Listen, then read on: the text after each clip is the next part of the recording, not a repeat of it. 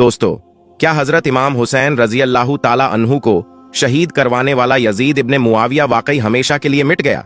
क्या उसकी नस्ल भी इसी के साथ दफन हो गई, या फिर उसकी औलादें आज भी इस दुनिया के किसी कोने में सांस ले रही हैं? और अगर आज भी मौजूद हैं तो आखिर किस सरजमीन पर, किस शक्ल में? और सबसे बड़ा सवाल, क्या उसी नस्ल से एक दिन वो सूफियानी पैदा होगा जो आखिरी दौर में हजरत इमाम मेहदी अलैहिस्सलाम के खिलाफ तलवार उठाएगा? इन सवालों के जवाब तक पहुंचने के लिए हमें वक्त की गर्द को चीर कर लौटना होगा पीछे, बहुत पीछे। करीब 1500 साल पहले, साल था 430 ईस्वी। सरजमीन आज का सऊदी अरब, और उसमें भी हिजाज का इलाका। यहीं पैदा होता है एक शख्स, नाम रखा जाता है अब्दे मुनाफ। यही वो नाम है जो आगे चलकर अरब की सरजमीन पर सबसे नामवर कबीले कुरैश का सरदार बनता है। अब्दे मुनाफ के घर कई बेटे पैदा होते हैं, मगर 2 बेटे ऐसे होते हैं जो आने वाले जमाने की तकदीर बन जाते हैं। पहला हाशिम, दूसरा अब्दे शम्स। इन दोनों का रिश्ता जुड़वां भाइयों का था, मगर अजीब बात यह थी कि दोनों मां के पेट से एक दूसरे से चिपके हुए पैदा हुए थे।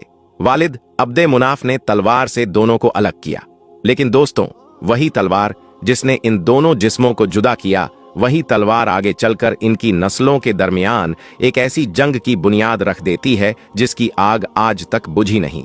रिवायतों में आता है कि उस वक्त के नजूमियों ने कहा था, अब्दे मुनाफ, तुमने आज जो किया है इसका असर सदियों तक रहेगा। इन दोनों में दुश्मनी पैदा होगी और इंसानी तारीख लहू से रंगी जाएगी। और अफसोस, वो बात सच निकली।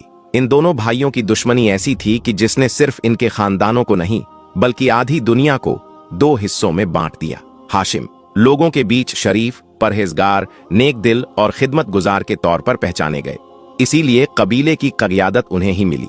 वहीं अब्दे शम्स दौलत में ताकतवर, तिजारत में माहिर और सियासत के खेल में तेज। लेकिन शुरू से ही अब्दे शम्स, जो कि हाशिम के भाई थे, हाशिम के बढ़ते हुए कद से न सिर्फ हसद किया करते थे, बल्कि हर मामले में उनसे आगे निकलने की कोशिशें भी करते रहते थे।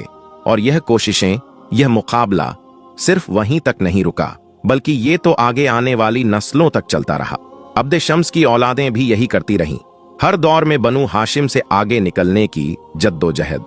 अब यहाँ एक बात नोट करने वाली है कि इन दोनों में से जो हाशिम थे, इन्हीं की नस्ल में आगे चलकर हमें नजर आते हैं हजरत अब्दुल मुत्तलिब, जो रिश्ते में आखिरी पैगंबर हजरत मोहम्मद सल्लल्लाहु अलैहि वसल्लम के दादा हुआ करते थे।